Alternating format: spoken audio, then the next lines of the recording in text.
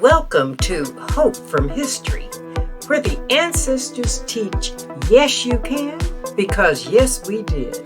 Addie Banks presents early Black entrepreneurs who have a history and business story to share.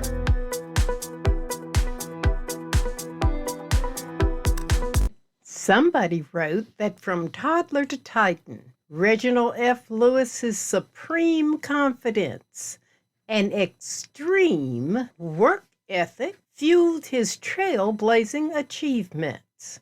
When business success used to be measured by millions instead of billions today, we can appreciate the early feats of Reginald F. Lewis, who put together a billion-dollar conglomerate in the 1980s. This is his road to the top story. The successful get back up when they fall. Reginald Lewis's most notable quote is likely what propelled him to the top. Keep going to build a better society in America. To be a compassionate America, keep going no matter what. Lewis makes success look easy. Reginald was born in 1942 to a working and middle-class family in Baltimore, Maryland.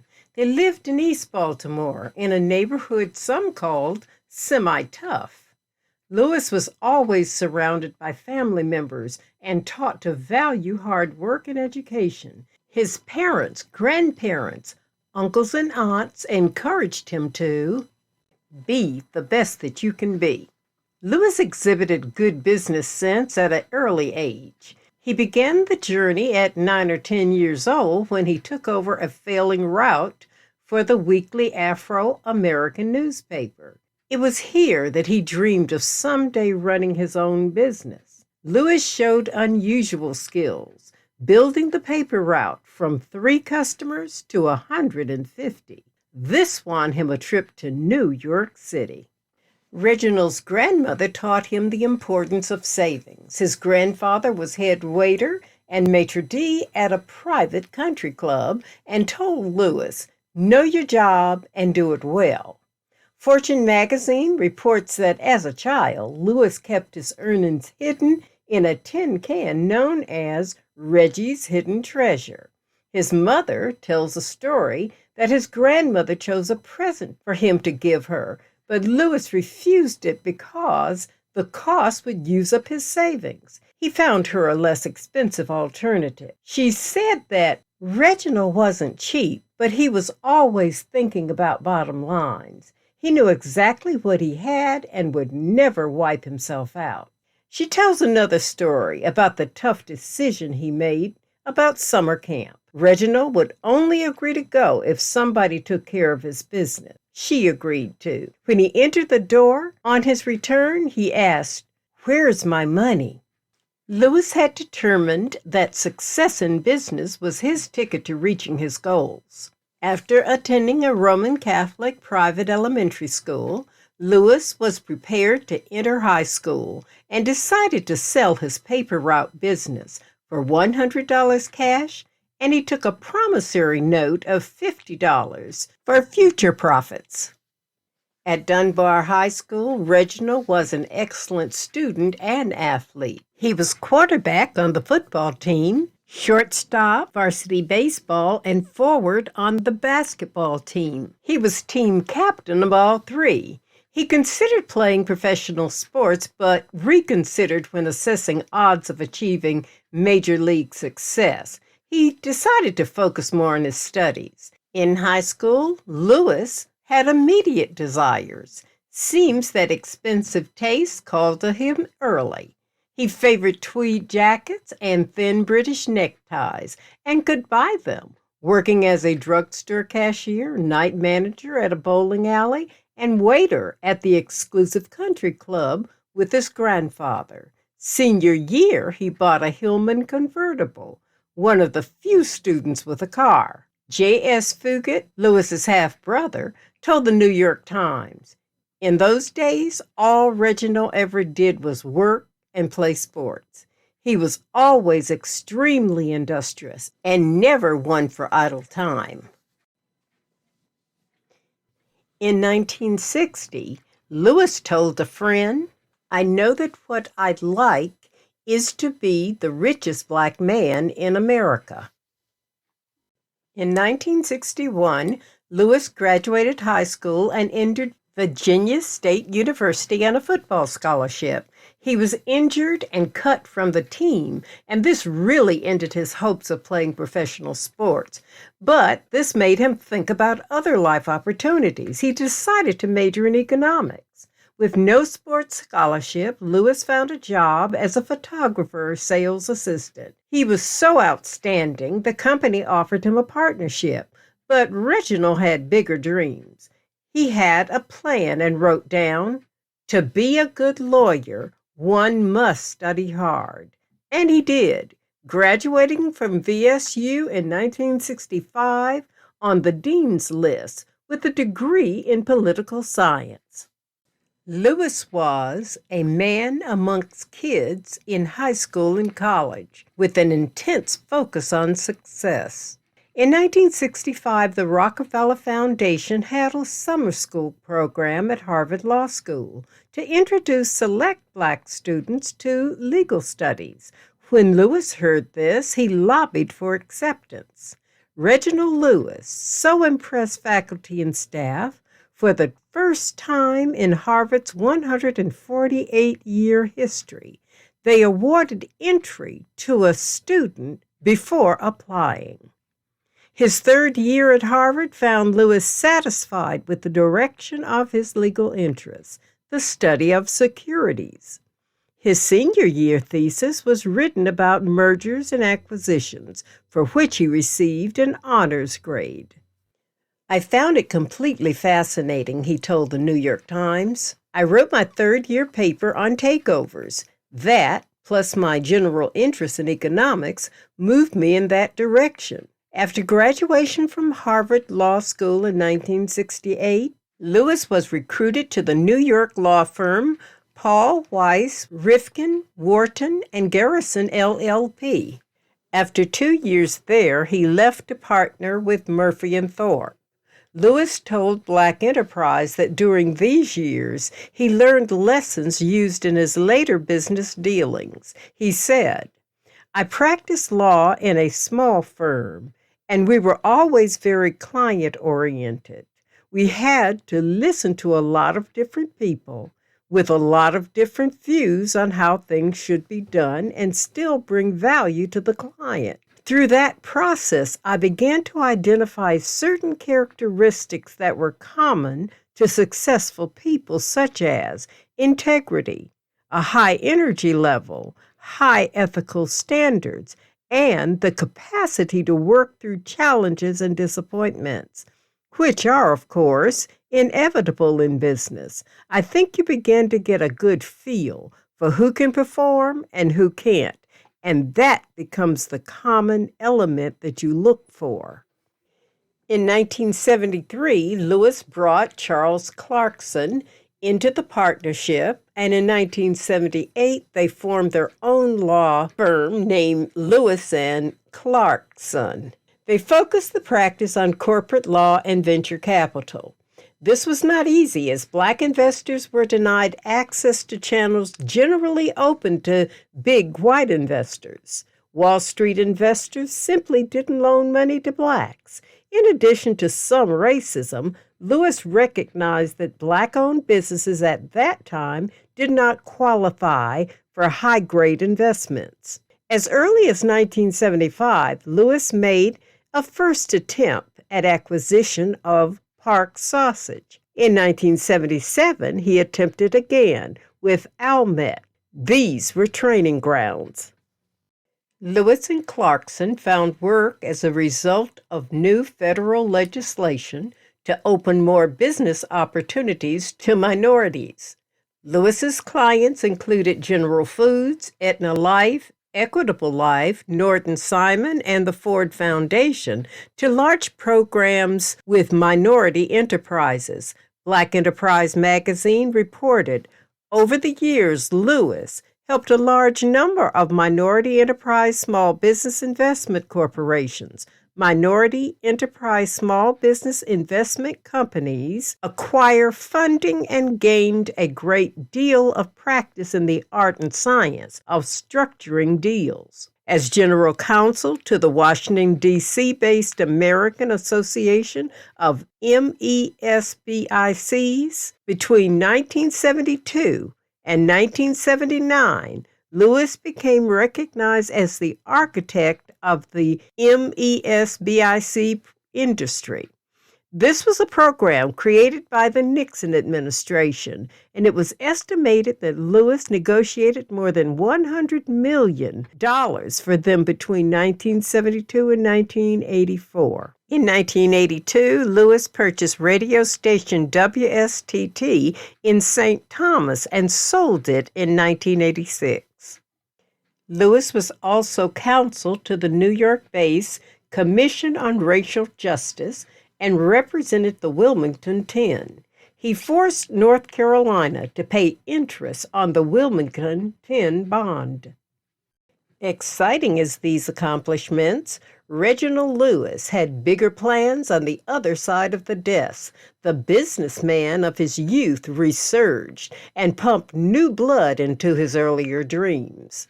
Working with venture capital allowed Lewis to cut his teeth, and now he wanted to launch into the arena where he could do the deals himself.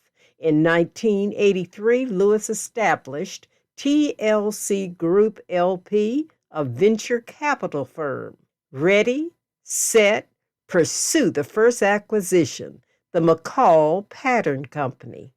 Mccall was one of the major pattern companies known to seamstresses, was struggling with deep debt and declining sales in the early 1980s. Lewis did his homework. He told Black Enterprise that Wall Street analysts dismissed Mccall.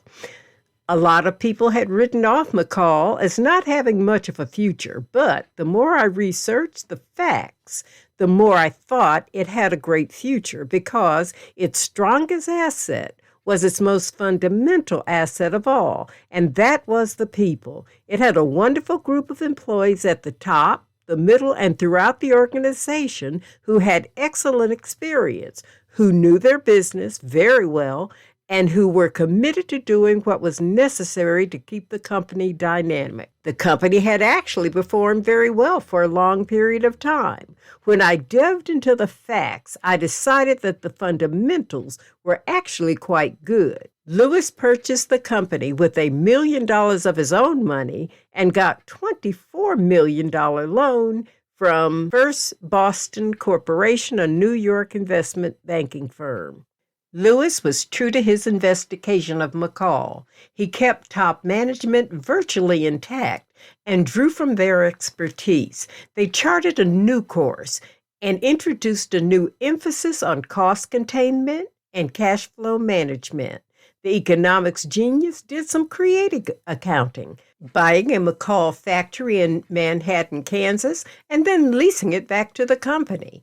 In due course, Mccall succeeded in raising an additional $22 million from the bond market. In Black Enterprise, Alfred Edmond Jr. wrote, "In the case of Mccall and TLC, it was a marriage made in heaven. Thanks to the introduction of new products, including a line of greeting cards and an emphasis on quality, cost control, and cash flow, Lewis completely rejuvenated the sluggish 113-year-old company within 2 years. Mccall had its best year ever in 1986, generating $63 million in sales and $4.9 million in earnings. The following year, Lewis sold the Mccall Pattern Company for $95 million, reaping an astonishing 90-to-1 return on TLC's initial cash investment. This was his ticket to get the attention of the big players. The Wall Street financial community gave Lewis a top rating. He also caught the eye of Ronald Reagan-era power brokers such as Drexel Burnham Lambert, executive Michael R. Milken. Milken was unlike those from the East Coast set. He went to public schools in California. He and Lewis struck a perfect match, and Milken helped Lewis engineer his next major transaction, the Beatrice Foods takeover. Lewis shared another of his tricks. I have a rule. I never talk about a deal until it's done. Business in the big league. In 1987, just months after selling Mccall, Lewis became the key player in the Beatrice Foods acquisition, outbidding huge firms like Citicorp. Beatrice Foods International was a conglomerate of 64 companies located in 31 countries. At the time, it was the largest offshore transaction in business history, but it was not a cakewalk. It took 180 team members of lawyers, accountants, financial advisors, and corporate executives from the prestigious New York law firm Paul, Weiss, Rifkin, Wharton, and Garrison to acquire the investment capital. With the backing of Milken, on November 30th, 1987, it got done as TLC completed a leveraged buyout for $985 million.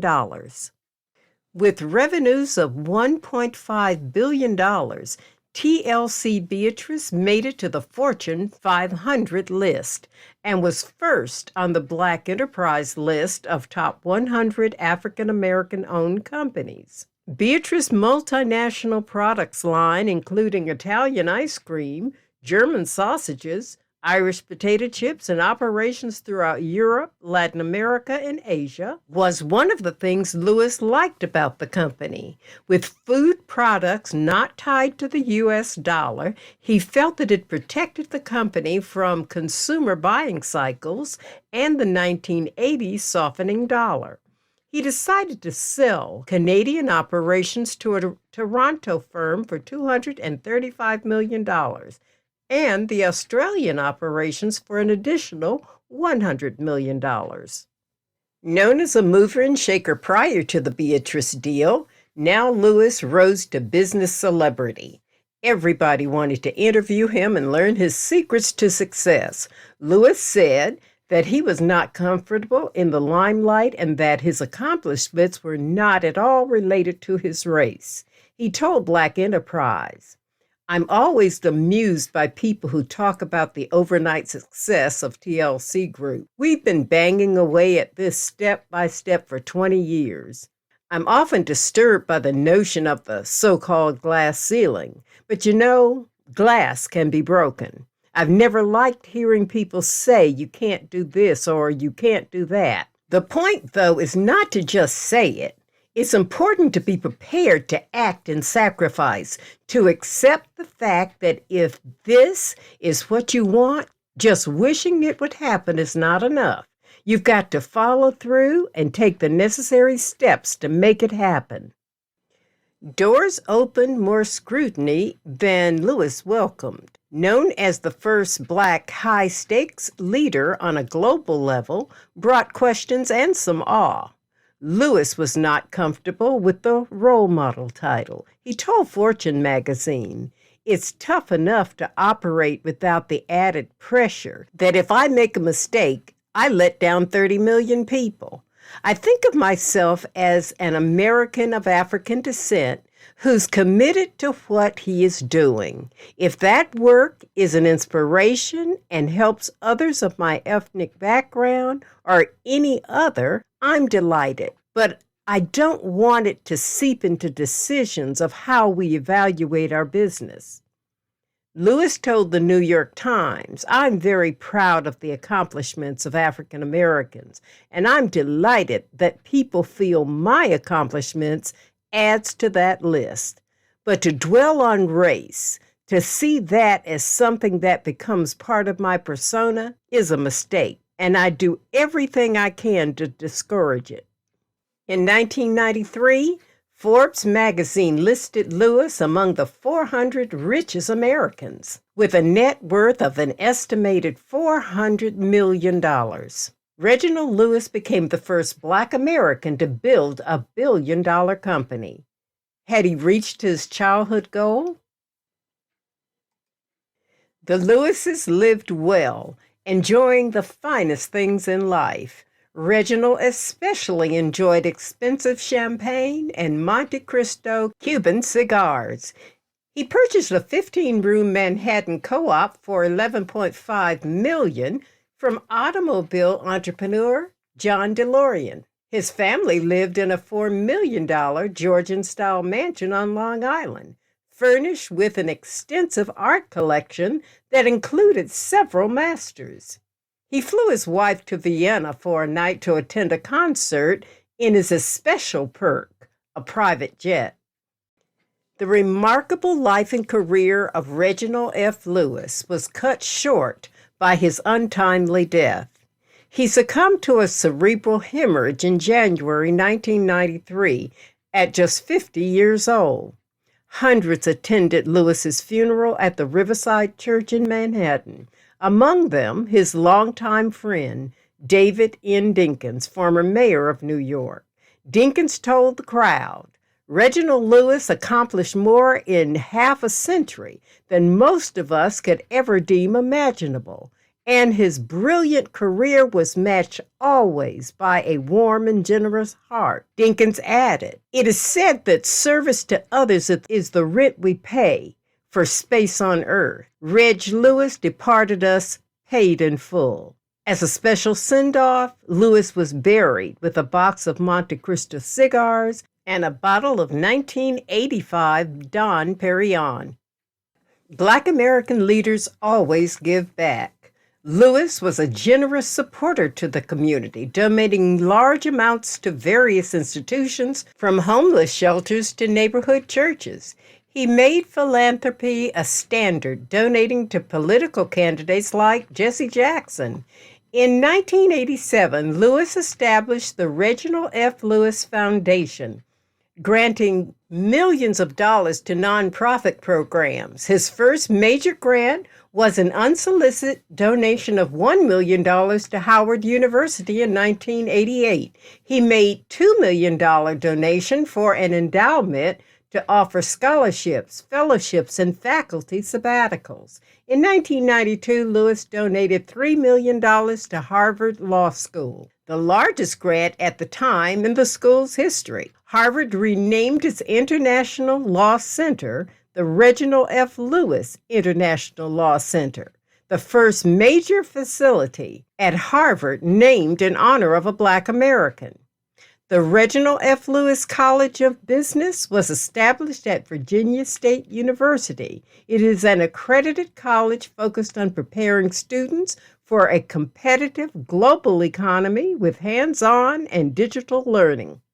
Lewis had discussed an African American culture museum. In 2005, the Reginald F. Lewis Museum of Maryland, African American History and Culture, opened in Baltimore with the support of a $5 million grant from the foundation. The museum occupies an 82,000 square foot facility with permanent and special exhibition space, interactive learning environments, an auditorium, resource center, oral history recording studio, museum shop, cafe, classrooms, meeting rooms, outside terrace, and reception areas. It highlights the history and accomplishments of Black Americans with a special focus on Maryland's Black community. The museum is also a Smithsonian affiliate. A final word about Reginald Lewis. From childhood till his death, he was known to drive a hard bargain. I got that impression when he asked his mother where his money was arriving home from camp. Lewis was a demanding perfectionist who expected much of himself and the best from those around him. He had a reputation for being a loud tyrant when displeased. Employees, partners, co-workers attested to being on the other end of those displays of disappointment. Bottom line, Reginald Lewis got things done. He was also loved and respected. President Obama had this to say: he had the work ethic, the skills, and the know-how. Beyond that, he had the temperament, the self-assurance, and the confidence that he belonged there. Being the first of anything requires a certain mindset. Reginald Lewis had it.